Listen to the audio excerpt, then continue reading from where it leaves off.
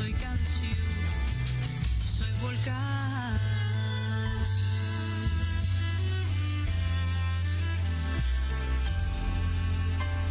Soy esa paz que habita en tu alma y en tu soledad. Soy la razón que te muestra el camino hacia tu interior. Soy ese sol con que canta el mundo en una sola voz. Soy razón, soy la voz, soy la paz. Soy razón, soy la voz, soy la paz.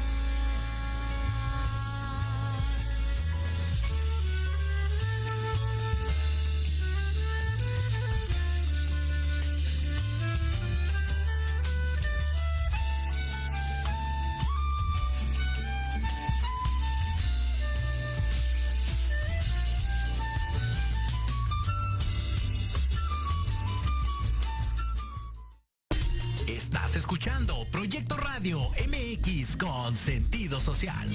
Las opiniones vertidas en este programa son exclusiva responsabilidad de quienes las emiten y no representan necesariamente el pensamiento ni la línea editorial de Proyecto Radio MX.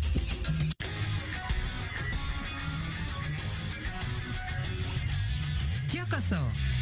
Bienvenidos a su programa Manabu con Yuriko Sensei. Un programa lleno de tips, consejos y estrategias para todo padre, tutor o estudiante. Manabu, porque nunca dejamos de aprender. Hashimeru, comenzamos.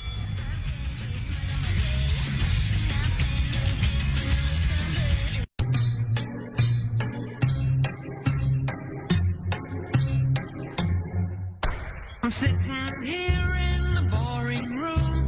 It's just another.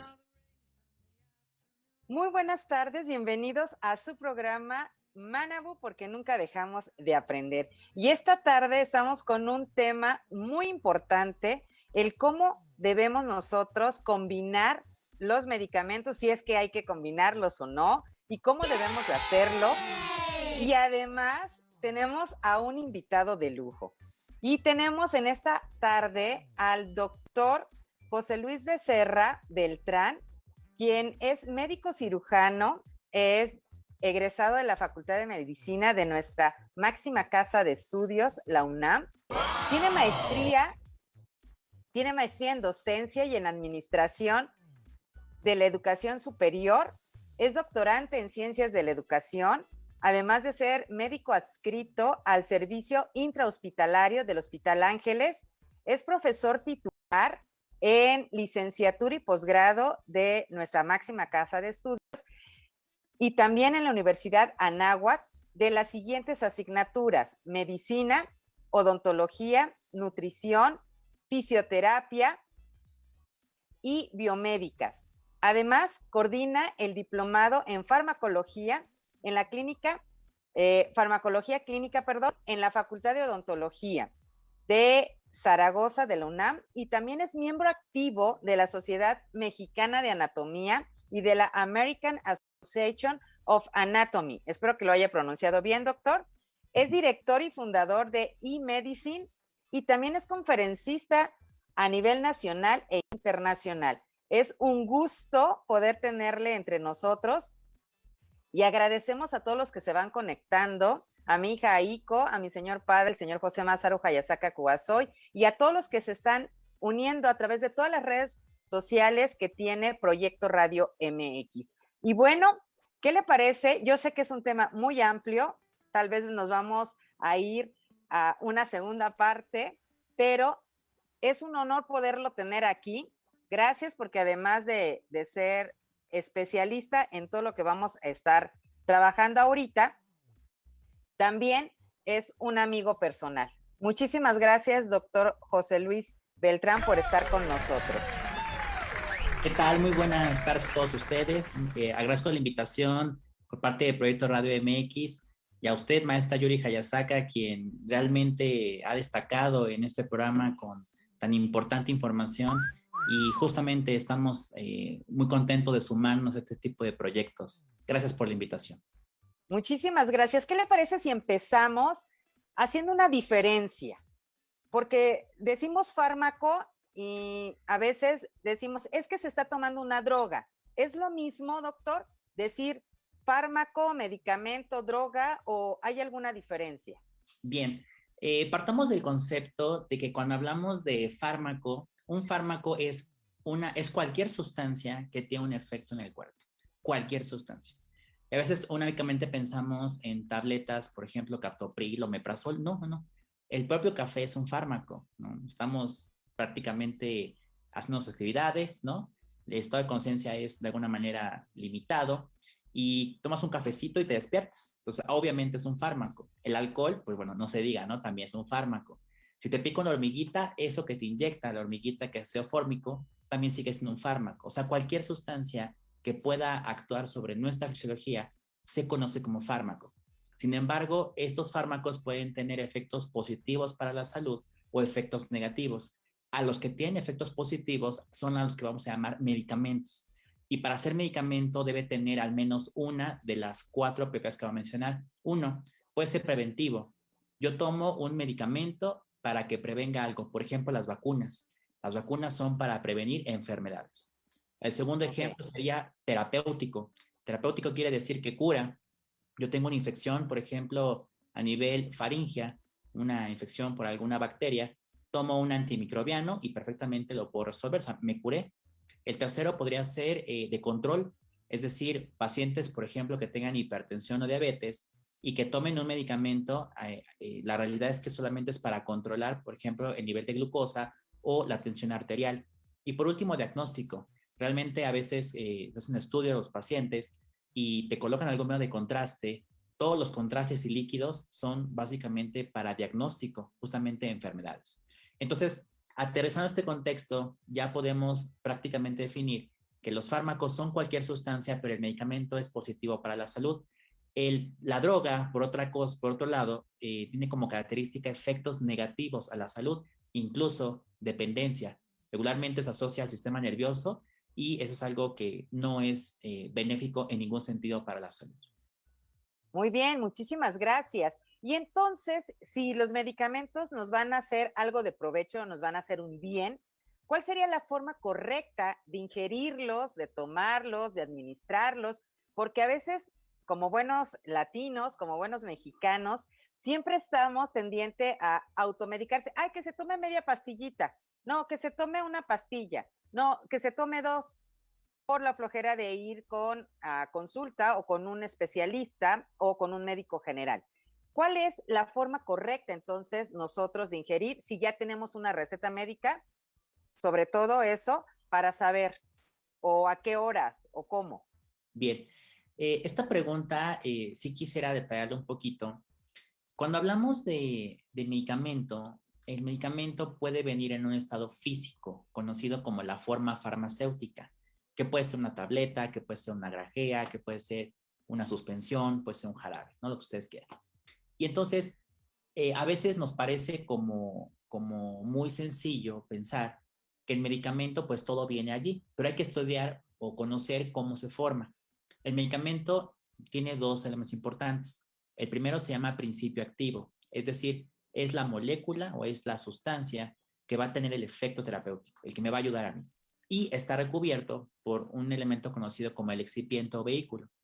Eso es interesante porque cuando uno ingiere una tableta, la verdad es que no se imagina todo el proceso de la biofarmacéutica que tiene para desarrollarlo.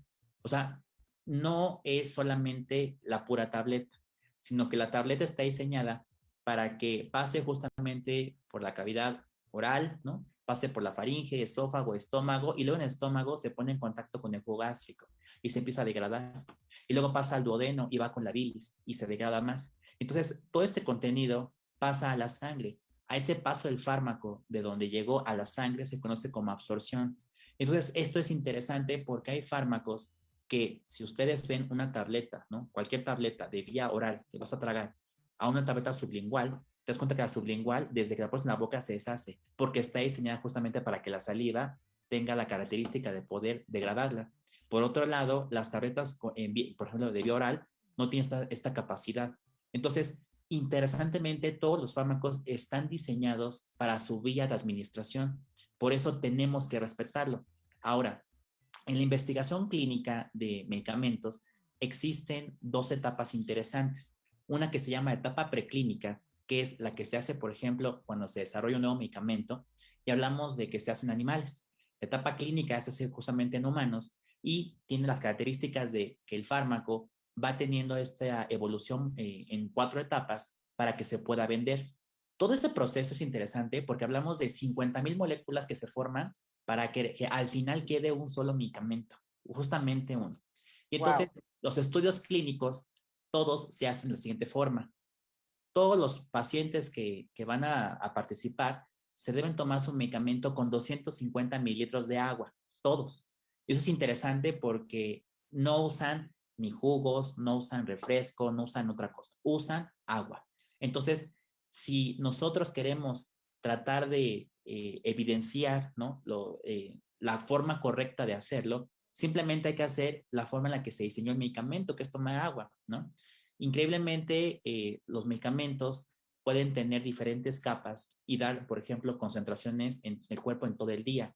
Pero a veces sucede que las personas, como ven la ranura, parten la pastilla con la creencia de que tenemos la mitad del fármaco en un extremo y la mitad en otro lado. Esto no es cierto tampoco. Entonces, o a veces, ¿no? Tenemos la creencia de que los fármacos deben ir con alimentos porque me va a caer muy pesado. No, no, no. Vamos a empezar a traer algunos puntos. Gran parte de la falla terapéutica en los pacientes es producido porque lo hacemos de una forma incorrecta. Por ejemplo, me ha tocado pacientes que prescribimos, por ejemplo, óvulos y el paciente te dice, ¿sabes qué? Sabe bien feo, doctor. Y no, señora, es que el óvulo es por vía vaginal. Pero ¿de quién es justamente la responsabilidad? Del que va a prescribir. O sea, uno tiene la obligación de explicar al paciente sobre el medicamento, sobre la vía y cómo tiene que hacerlo. Porque a veces damos por hecho, pensamos que todos los medicamentos van justamente por la boca y no es así. Entonces, de forma interesante todavía, hay alimentos que van a poder modificar que los fármacos puedan actuar. Pongo un ejemplo muy sencillo. En el estómago, si uno consume cualquier tipo de alimento, evidentemente se va a absorber. Pero si pongo alimento y un fármaco, el cuerpo va a decir, ¿sabes qué? Yo voy a absorber el alimento y el fármaco cuando tenga tiempo. Entonces, esto limita. Sin embargo, ¿cuáles serán las recomendaciones para el público en general? Número 1, tomen sus fármacos al menos con un vaso de agua. Al menos, para asegurar que llegue desde la cavidad bucal hasta el sitio. Número 2, si usted va o necesita tener esta idea de que los medicamentos le van a caer o le van a irritar el estómago, lo que tendríamos que hacer sería o los medicamentos los toma 1 hora antes justamente de comer o los puede tomar 2 horas después, justamente porque el tiempo de 2 horas es el vaciamiento gástrico. Entonces, la intención en los dos aspectos es que yo tenga un estómago vacío o que si comí pasen 2 horas para que siga estando vacío. Sin embargo, para los pacientes es bastante bueno. Ahora, tomo muchos medicamentos, doctor, ¿no? Bueno, en la historia hay un personaje muy interesante que se llamó justamente Paracelso. Paracelso, en su momento, empezó a determinar algunos elementos como plantas y dijo, esta planta es para la tos, esta planta es para la diarrea, esta planta es para el dolor del abdomen. Entonces empezó a tratar de hacer justamente un libro al cual denominó el libro de las plantas y del cual dijo, esto es para esto y no más. Entonces llegó un amigo que se llama Galeno y Galeno es romano y Galeno dijo, ¿por qué no hacemos un caldo que junte todo? Y efectivamente, Galeno es el padre de la polifarmacia. Los medicamentos, en ese sentido de la historia, no deberíamos de juntarlos en ningún sentido. Si usted es un paciente que tiene que usar mayor número de fármacos, hablamos de más de 3, la recomendación sería entre fármaco y fármaco deje pasar 40 minutos para que llegue el fármaco, se pueda absorber, haga lo que tenga que hacer y luego viene el siguiente fármaco. Se vio también, por ejemplo, en otro estudio muy interesante, que el agua era un elemento muy importante en la toma de medicamento. Y también se notó, se vio que en algún estudio en pacientes diabéticos se les dio sin querer, ¿no? Serendipia, se llama esto en medicina, un descubrimiento que pues uno no esperaba. Tomaron su antidiabético para bajar la glucosa y se les dio con jugo de toronja porque ya no había agua.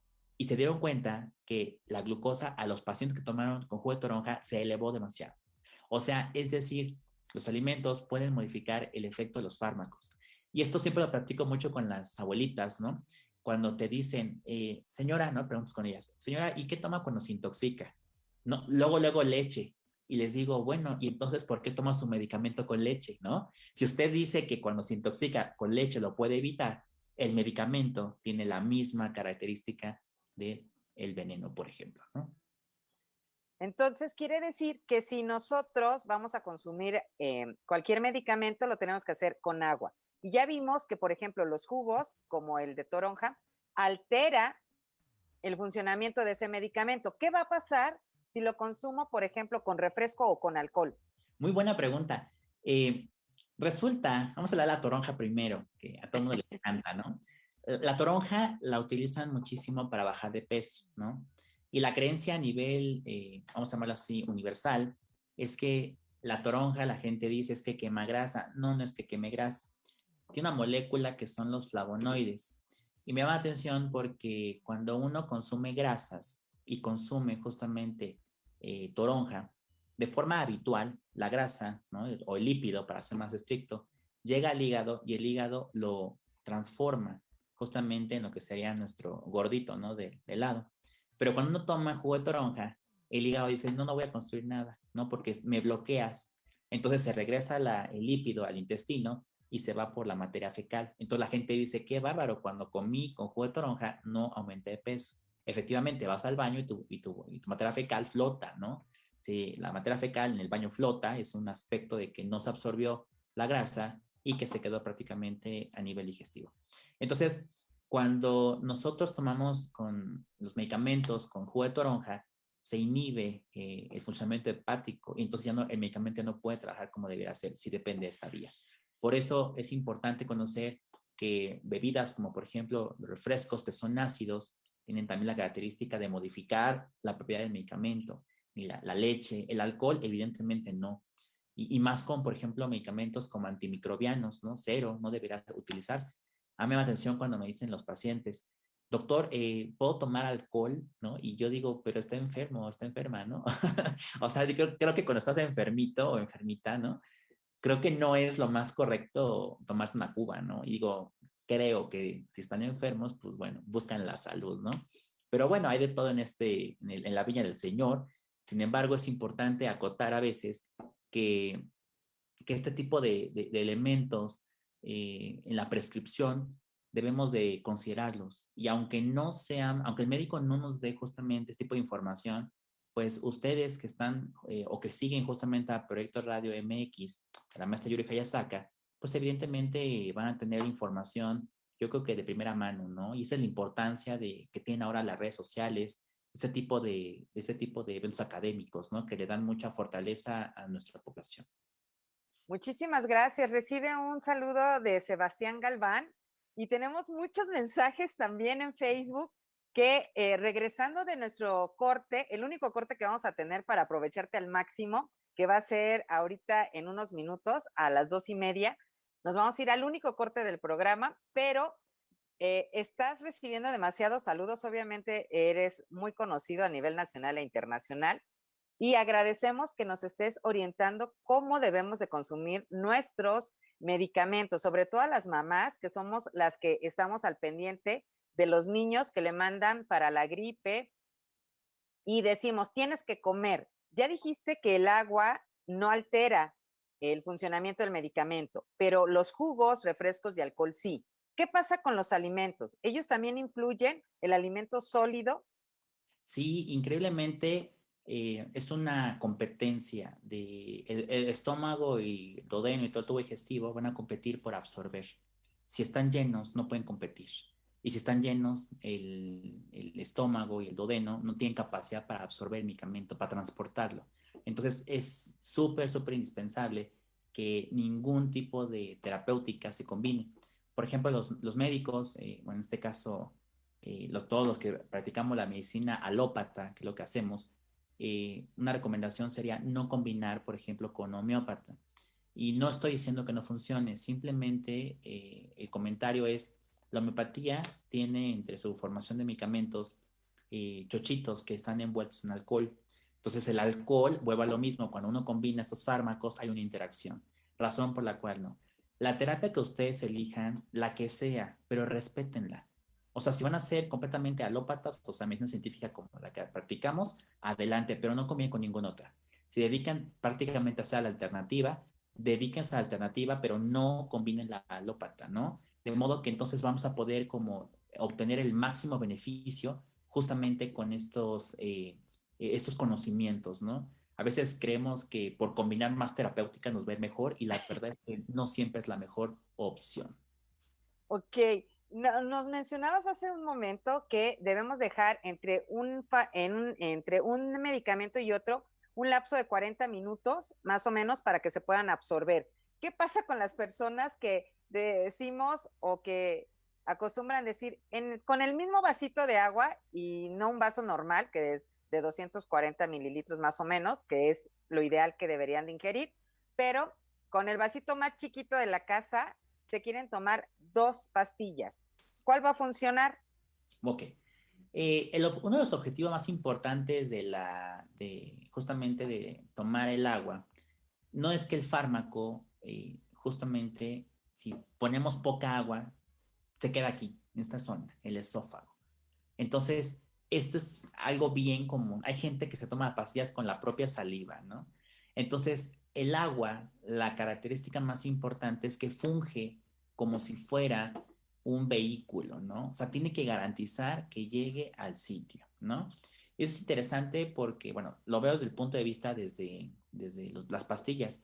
Eh, no combinarlos, ¿no? Los fármacos son ácidos y bases débiles y a veces juntamos un ácido, como el nombre lo dice, ácido acetilsalicílico como aspirina, o ácido ascórbico, que son ácidos, o alcalinos como el omeprazol o el diazepam.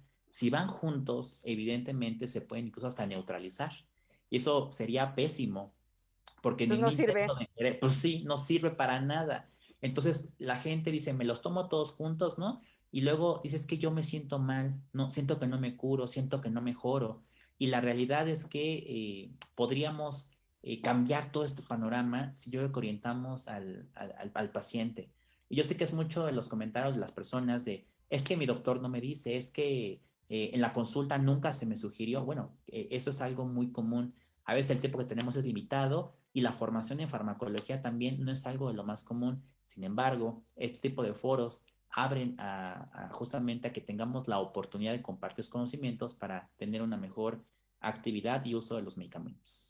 Claro, ese es uno de los objetivos del programa de Manabu y de nuestro productor y director general, Jorge Escamilla H., que los programas aportemos algo de valor, algo con sentido social. En este caso, ayudar a la salud de todos nuestros radioescuchas, ¿verdad? Y bueno, no se pierdan el programa de nuestro director y productor Jorge Escamilla H. todos los viernes en punto de las 6 de la tarde, La Sociedad Moderna.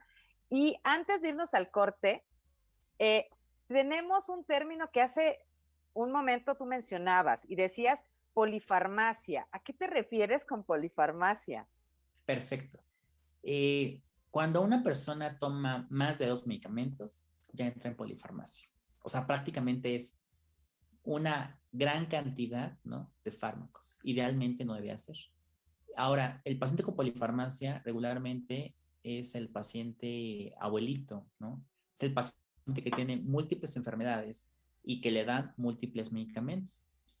Algo interesante es que se dice que entre la polifarmacia, los pacientes por cada especialista le prescriben de 2 a 3 medicamentos. Los Wow. abuelitos a veces están enfermos de 3, 4 sistemas y entonces multiplicando eso por la cantidad toman más de 10 medicamentos al día, ¿no? Me han tocado pacientes, ¿no? Y eso me dedico a la parte de la consulta también, que toman diariamente cerca de 35, 40 medicamentos al día, ¿no? Entonces, Wow. son abuelitos que realmente el especialista les envía su medicamento, pero él no se pone a pensar en qué le mandó el gastro o qué le mandó el cardio, pero yo como soy neumo, te mando lo mío, lo demás no me interesa. Y entonces el abuelito, por querer cumplir regímenes de administración, acaba tomando una gran cantidad de fármacos, acaba con falla renal, con falla hepática, y esto es el grueso de la población. Sin embargo, parte de la farmacología o lo que hacemos también en la medicina integral es esto, es por qué te están dando, o la visión del paciente enfermo con este proceso de enfermedad, es identificar, y esto es lo más importante del día de hoy, la causa del problema y no los efectos. Tengo fiebre y la gente lo que dice es, pues dame algo para la fiebre, ¿no? Un antipirético. Tengo dolor, un analgésico. Tengo inflamación, un antiinflamatorio. O sea, parece que la medicina es muy sencilla, pero no se da cuenta que el problema, el problema de la fiebre no se corrige quitando la fiebre. La fiebre quizás por la infección. Entonces, si yo quito la infección, automáticamente lo demás se va a eliminar, ¿no? Entonces, este es el primer punto que quisiera yo aterrizar en el programa, en la primera capa de la cápsula, que todos aquellos que prescriban o todos aquellos que tengan estas ideas de la farmacología traten la causa, ¿no? Y esto es incluso hasta en la vida, ¿no? La causa de los problemas y no los efectos, ¿no? Yo siempre le he dicho, uno de repente está llorando y uno le puede dar, te da 100 pesos, ¿no? Ya ponte feliz, ¿no? Y entonces te das cuenta que, pues no, estoy triste porque se murió mi gatito, ¿no? Entonces te das cuenta que no solamente se trata de dar felicidad, sino atender la causa. Y eso es lo más importante, ¿no? De los pacientes. Traten la causa y no los efectos. Muy bien. ¿Te parece si vamos a nuestro corte, a nuestro único corte, y regresamos aquí a Manabu porque nunca dejamos de aprender? No se vayan porque el tema está bastante interesante.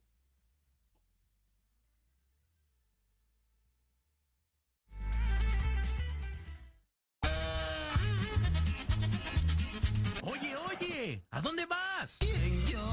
Vamos a un corte rapidísimo y regresamos. Se va a poner interesante. Quédate en casa y escucha la programación de Proyecto Radio MX con sentido social. ¡La la, chulada! MDC Music, el espacio donde encontrarás nuevos talentos musicales. Información de tus artistas favoritos. Interacción con las bandas emergentes por medio de entrevistas, sesiones acústicas, reportajes, entre muchas sorpresas más. Escúchanos todos los jueves de 6 a 7 p.m. a través de Proyecto Radio MX, con sentido social. ¿Quién dijo que los jueves en la noche deben ser aburridos? Disfruta un rato divertido en La Tertulia, donde la noche despierta.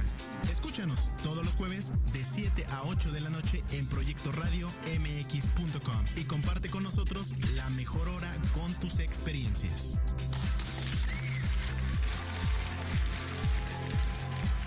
Porque de locos todos tenemos un poco, te invito a escuchar Locuras Elocuentes, todos los jueves de 8 a 9 de la noche, y por si fuera poco, para terminar más loco, el último jueves de cada mes, no te pierdas. Sin anestesia, con el negro consentido.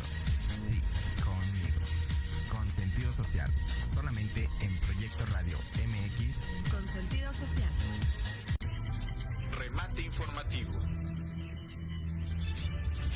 El primer noticiero de fin de semana con las noticias más relevantes de México y el mundo.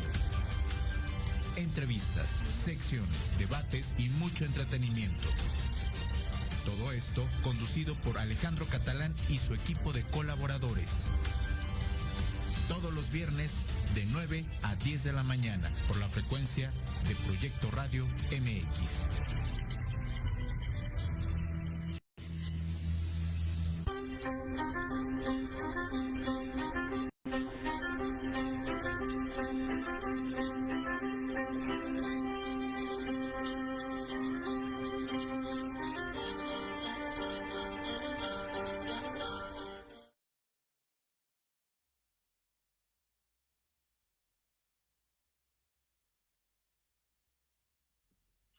Tu micrófono, Yuri.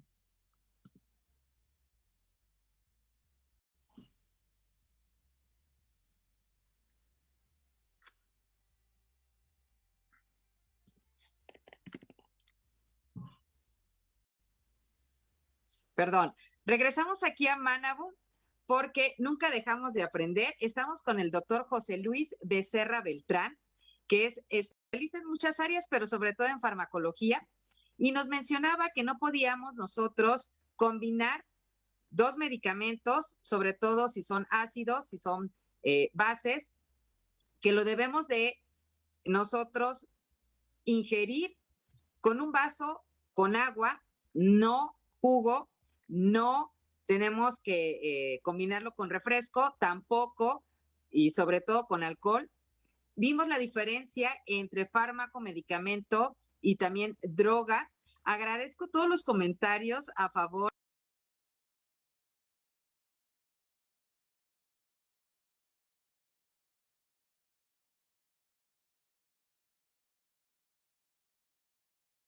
Que siguen al doctor a nivel nacional e internacional. Gracias a todos los que están participando. Tenemos ya unos pocos minutos. Lo vamos a volver a invitar al doctor, obviamente con otro tema, dependiendo de su agenda nacional e internacional, que nos pueda hacer otro espacio. Agradecemos a todos los que están saludando al doctor, obviamente algunos alumnos, exalumnos, a todos los que están en la sociedad a la que pertenece, en cuestión de anatomía y medicina. Pero yo quisiera retomar un poquito con usted acerca de qué presentación, si es que hay alguna presentación de medicamentos que se pueda partir, porque hace un momento tú decías antes del corte que tenemos algunas presentaciones que vienen como divididas, semidivididas, y nos da la intención o nos da la idea de que podemos partirla, nos tomamos la mitad y tenemos la mitad del medicamento y la otra mitad al ratito, y ya vimos que no es así. Entonces, ¿hay algunas que sí se pueden partir? ¿Ninguna se puede partir? ¿O cómo le hacemos a esos medicamentos que tienen esa ranurita? Bien, esa ranura es parte del diseño de un medicamento. Y regularmente ustedes lo van a encontrar como una propiedad que tiene el medicamento para poder adherirse a la pared, por ejemplo, del tubo digestivo, o, importante desde el punto de vista bioquímico, para aumentar la superficie de contacto. Sin embargo, es interesante porque a veces nos casamos con la idea de que los medicamentos solamente son su presentación. Y voy a poner el ejemplo de un fármaco que ocupan, yo creo que una gran cantidad de mujeres. Los fármacos que afectan, por ejemplo, la enfermedad que afecta justamente a tiroides, los fármacos que trabajan con tiroides, por ejemplo, vemos de la levotiroxina. La levotiroxina es un fármaco que usan prácticamente pacientes con hipotiroidismo. A mí me llama mucho la atención porque la gente dice, es que mi doctor me mandó 75 microgramos y la tableta viene de 100. Bueno, les informo que hay tabletas de 25 microgramos, 50 microgramos, 75 microgramos, 100 microgramos, 125 microgramos, 150 microgramos, 175 y 200 microgramos. O sea, no hay pretexto, ¿no? Pero lo que se ha hecho durante mucho tiempo es que la gente compra el de 100, mandamos 75, me pongo 3/4 y ya la hice, ¿no? Entonces, eso es algo que no debiera de ser. Cuando parten un medicamento, se libera, ¿no? Prácticamente el polvito, ¿no? El medicamento. La pregunta es, ¿qué hago con eso? O sea, ¿qué hago? ¿Lo voy juntando el polvito? O sea, ¿o qué hago? O sea, no debería de ser, porque no es la forma correcta. Imagínense todo lo que le llevó al químico farmacéutico biológico del mismo medicamento, o sea, todo lo que tuvo que hacer para generar que en este comprimido exista justamente el principio activo del excipiente, y a uno se le ocurre cortar, partir, doblar, poner en agua, machacar, o sea, no es lo correcto. De hecho, a veces me dicen, es que yo tomo diazepam para dormir. Bueno, es en tabletas, pero ¿qué cree? Que también podría utilizar clonazepam y está en gotas, y es exactamente lo mismo, pero la forma es mucho más amable. ¿Me explico? Entonces, esto es parte de la medicina científica y de las posibilidades que tenemos hoy en día, ¿no?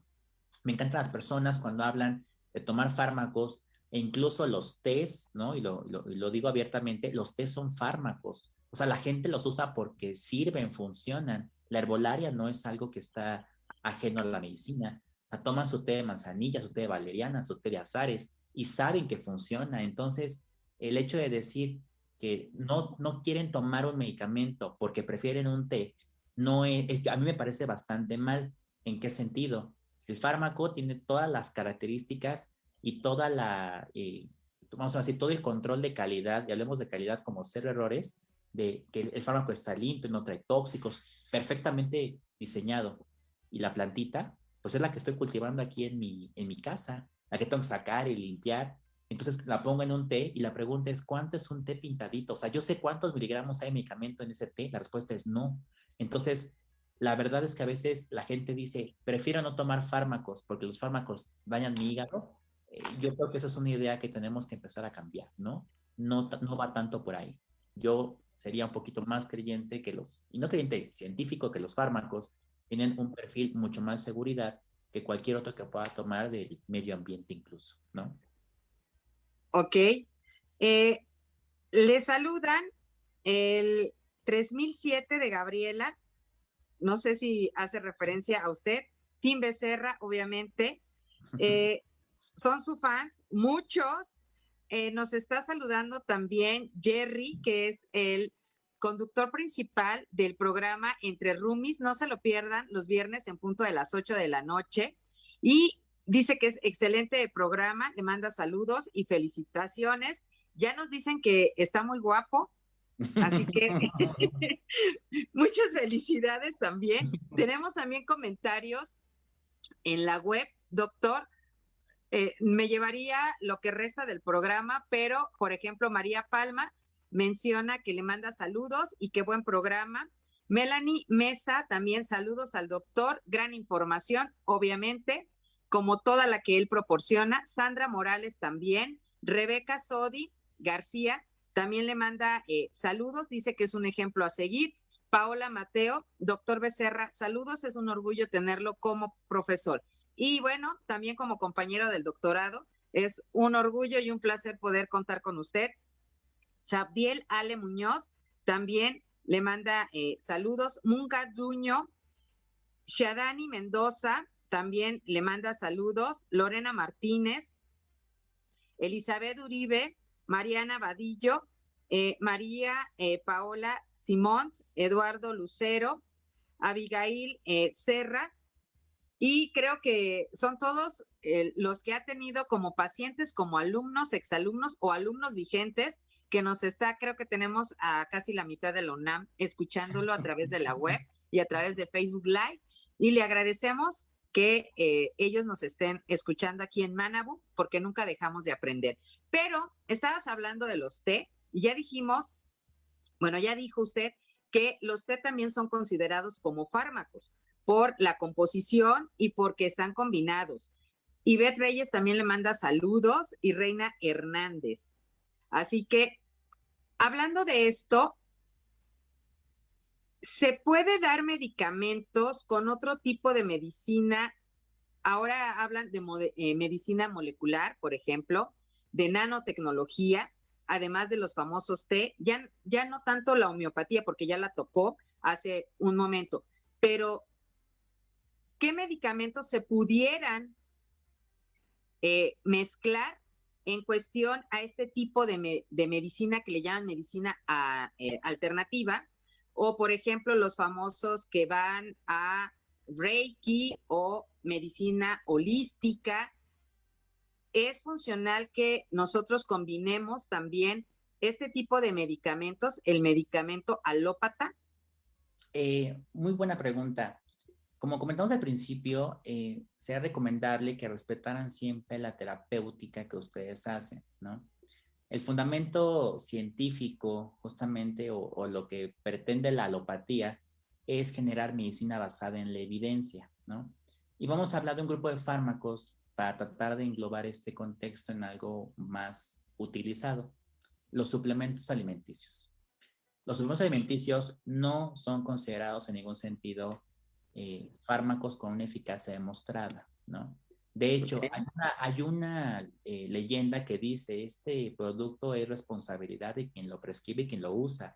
O sea, ¿sí? No está indicado para nada, ¿no? Yo voy a poner un ejemplo de algo que es muy frecuente. Imagínense que tuviéramos una columna. En esta columna le ponemos agua y le ponemos cemento. 50% de agua y 50% de cemento. Esta columna es súper resistente y así está conformada. Si en nuestra intención de querer hacerla más fuerte le quisiéramos poner mayor cantidad de cemento y menos de agua, les hago la pregunta, ¿qué creen que pasaría? Pues es muy sencillo, se empieza a cuartear. Es obvio porque le falta agua para poder adherir las moléculas, por ejemplo, del cemento. Esto que estoy explicando, que se cuartea y se rompe, imagínate que fueran tus huesos. Los huesos, wow. Si la gente consume calcio, el calcio lo que hace es debilita el hueso, le quita cierta flexibilidad y la gente que consume calcio acaba con fracturas, piedras en la vesícula, piedras en los riñones, piedras en donde ustedes quieran, ¿no? Conoces como litos. Porque el cuerpo dice, me estás dando algo que no necesito y lo empieza a juntar y lo empaqueta. Y al final el riñón lo empaqueta como, primero como arenitas y luego ya le pone ya un componente más fuerte y los hace litos o piedras. Entonces la gente que consume vitaminas para evitar una enfermedad, déjenme decirles que se van a enfermar de lo que quisieron evitar. Por eso la medicación, en este caso, por ejemplo, para el COVID, no tienen que tomar nada para evitar nada, ¿no? El sistema inmunológico, a veces hablamos como de reforzar el sistema inmunológico, pero eso no es lo más correcto, ¿no? La visión de que el sistema inmunológico nos va a proteger y eso es una visión muy simplista y muy de kinder. El sistema inmunológico hace cosas todavía más impresionantes, como al menos no atacar lo que sea propio y lo que sea ajeno lo va a atacar. Pero también importante, lo ajeno que ataca tiene que saber si me va a dañar o no me va a dañar. Por ejemplo, viene un microorganismo, el sistema inmunológico dice, yo no te conozco, eres bacteria, yo te voy a atacar. Y qué bueno que responda. Pero si me pongo yo crema, ¿no? Una cremita, una loción, el sistema inmunológico dice, tú eres extraño, pero no te voy a atacar, ¿me explico? Entonces, esta es la cuestión donde tenemos que aprender que no, inmunidad no significa protección. Y todas las personas han asociado a eso, ¿no? De que inmunidad, y no es así. Más bien tendríamos que pensar en qué elementos le tenemos que dar al cuerpo humano para que tenga justamente este proceso de salud al 100%. Y la prevención siempre será en varios factores. Siempre se ha comentado, un saludo a toda la comunidad odontológica que nos está viendo, a todos mis estudiantes y compañeros profesores. En la boca tenemos un gran proceso de diagnóstico. A veces es lo que menos le hacemos caso. Y hoy se sabe, y escuchen esto, que la enfermedad periodontal, ¿no? En otras palabras, el diente y los tejidos alrededor, ¿no? Prácticamente el diente, si están inflamados por algún proceso como de placa, no digan sarro porque eso es del baño, placa, ¿no? Se sabe que ante una infección, por ejemplo, por coronavirus, la tendencia a acabar hospitalizado es de 10 pacientes, 8, de acabar intubados, de 10 pacientes, 9, de tener una muerte por COVID, de 10 pacientes, 8. O sea, quiere decir que se ha aumentado la tasa de mortalidad solamente por no tener una buena higiene bucal. Entonces, es algo que a mí me impresionó. Por eso, un abrazo a todos los que se dedican a prevenir este tipo de cosas y conociendo ese tipo de información, yo, si fuera el secretario de salud, todo el mundo se va a revisar los dientes, todo el mundo se va a tener su mapa dental para que evitemos justamente, porque se ha visto que la gente se muere si tienen este antecedente. Asimismo, enfermedades del corazón a partir de la boca. La boca, como ustedes se pueden dar cuenta, tiene un potencial impresionante porque es una zona que tiene prácticamente una apertura al interior. Con la boca se diagnóstico de muchas cosas. Por eso, mi reconocimiento y admiración para todo el gremio odontológico. Muchísimas gracias, doctor. Bueno, pues ya sabemos, es algo que se repite en las escuelas, que decimos las mamás a los niños, lávate la boca, cepíllate los dientes, el correcto cepillado, porque no nada más es pasarse como aquí vino, ya me fui, el cepillo de dientes, sino saber hacer el correcto cepillado. Ya pronto vamos a tener también aquí a la doctora Claudia Maya para que nos explique acerca de odontología, muy buena también, compañera de nosotros. Siguen llegando, obviamente, los saludos para usted. Y una pregunta desde Toronto, Canadá. Dicen que entonces, ¿es bueno o no tomar la vitamina C y los omegas? Muy buena pregunta. El cuerpo tiene una cierta cantidad, ¿no? de vitaminas, de elementos, de sales, minerales. Si la vitamina C es considerada como una vitamina hidrosoluble, ¿no? Eso quiere decir que se disuelve o es soluble en agua. Si ustedes aumentan el consumo de vitamina C, lo que el cuerpo va a decir, como todo buen cuerpo humano, es, me das mucha vitamina que no ocupo, ¿qué hago? La tiro. Entonces la van a orinar. O sea, no sirve para nada. O sea, realmente cero. El comentario va centrado en lo siguiente. Ustedes quiero que piensen en que la única indicación para tomar vitaminas tendría que ser que exista una deficiencia demostrable. Si no existe deficiencia demostrable, no tienen por qué consumir nada para mejorar. A mí me encanta, las personas siempre es como, no, es que para que no me dé osteoporosis, vayas a correr. Ah, es que yo quiero mejorar mi masa muscular porque siento que soy muy flaquito. Deje de comer garnachas, aprenda a comer bien. O sea, hay otros elementos que pueden modificar, que forman parte del estilo de vida y no tenemos que medicarnos con nada. Digo, hay toda una charla que después hablamos de nutrición, si gustan, claro. Y hago el concepto, ¿no? Durante toda la noche estamos en un periodo de ayuno, ¿no? Y las palabras tienen un poder fundamental. En la mañana, al despertar, ¿no? No consumimos ningún alimento, pero justamente la primera ingesta alimentaria se llama desayuno. La palabra desayuno significa desayuno, o sea, romper el ayuno, ¿no? Que para muchos el desayuno es la comida de la mañana, pero no. En cualquier momento que uno tenga un periodo de 8 horas de no consumir alimento, el primer alimento se llama desayuno, pero no sabemos eso, ¿no? Entonces, a veces nos preguntamos por qué, o a qué te refieres con salud, por ejemplo, nutricional, que sea otro tema muy interesante.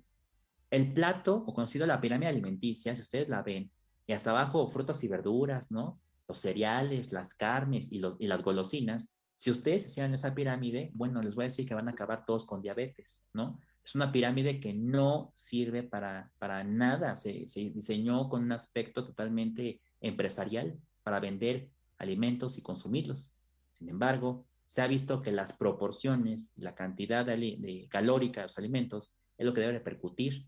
Yo tengo gente que me dice, doctor, yo todos los días desayuno fruta, mi jugo de naranja, y son gente que hablan de una salud y llegan embarnecidos, ¿no? Les digo, con cuerpo de Barney, ¿no? O sea, todos así gorditos, ¿no? Y así, pero yo como bien, doctor. ¿Cómo quiere que coma bien si yo tengo una excelente alimentación? Esa es la parte donde digo, no, pónganse a pensar, ¿cuántas naranjas ocupan ustedes, por ejemplo, para un vaso de jugo de naranja? 5 o 6 naranjas. Es agua con azúcar. Eso es lo peor del mundo. Entonces, el tema de diabetes, digo, si hubiera otra oportunidad de platicarlo, llama la atención porque las personas realmente se intentan cuidar de una manera tal vez muy honesta, tal vez muy sincera, pero la realidad es que no les sale, ¿no? Y no les sale porque no los orientan. Por eso siempre he dicho que la prevención es fundamental y podría evitar, y en México al menos, tristemente, y un abrazo a todas las familias que perdieron un familiar por el COVID, una gran cantidad de personas que perdieron la vida por no tener la cultura de la prevención, ¿no?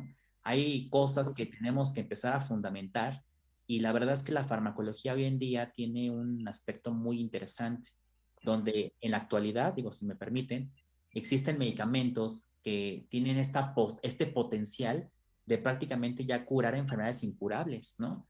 Y por ejemplo, artritis reumatoide, tengo gente que no puede ni caminar y le ponemos biofármacos y son gente que vuelve a recuperar su vida. Gente que usa cantidades extraordinarias de insulina y le ponemos biofármacos y recuperan su vida. Psoriasis, ¿no? Todos deformantes y recuperan su vida. Entonces, la tecnología hoy en día ha llegado a niveles impresionantes. Y si nosotros no somos capaces de llevarnos a este momento de conocimiento alto, donde tenemos la posibilidad de ofertarle a las personas algo mejor, yo creo que será un llamado de atención para todos los que practicamos la medicina alópata, invitarlos a que realmente documenten su proceso de formación y que los pacientes al final, ¿con qué se van? Una receta donde uno vierte todos los conocimientos en busca de poder recuperar su salud.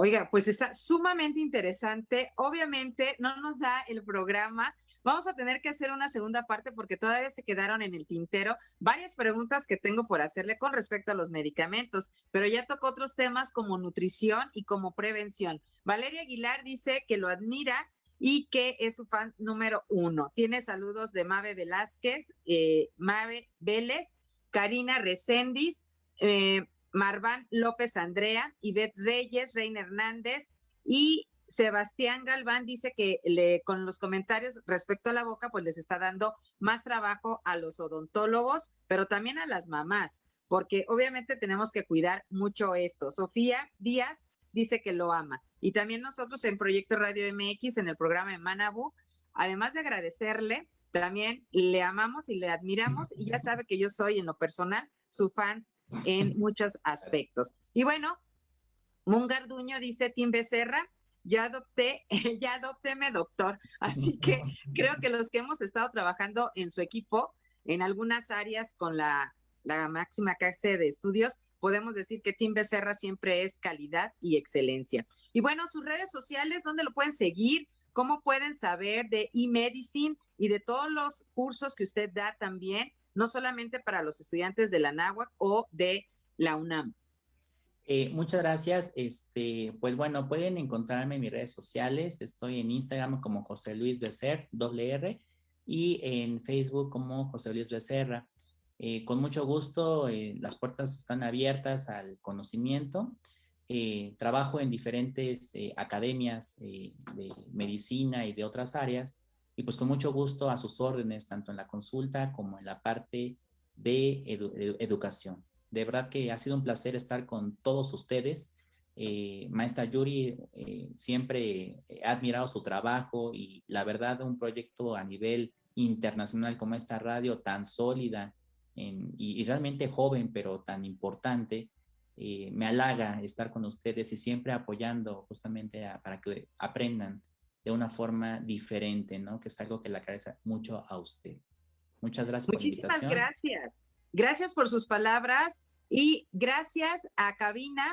Estamos, como siempre, con una atención de primer mundo. Gracias a todo el servicio que nos da Proyecto Radio MX. No se pierdan la programación de Proyecto Radio MX desde las 9 de la mañana hasta las 8 de la noche.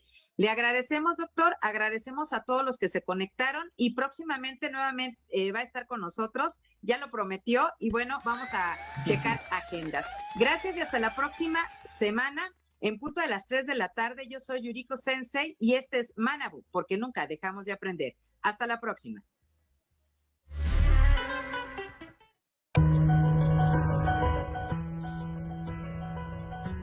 Gracias por habernos escuchado en su programa Manabu con Yuriko Sensei, donde el aprender es nuestra consigna y meta diaria.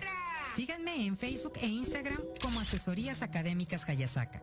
Les esperamos el próximo jueves de 3 a 4 de la tarde, aquí en Proyecto Radio MX. Y recuerda, Manabu, porque nunca dejamos de aprender. Domo arigato gozaimasu. Muchas gracias.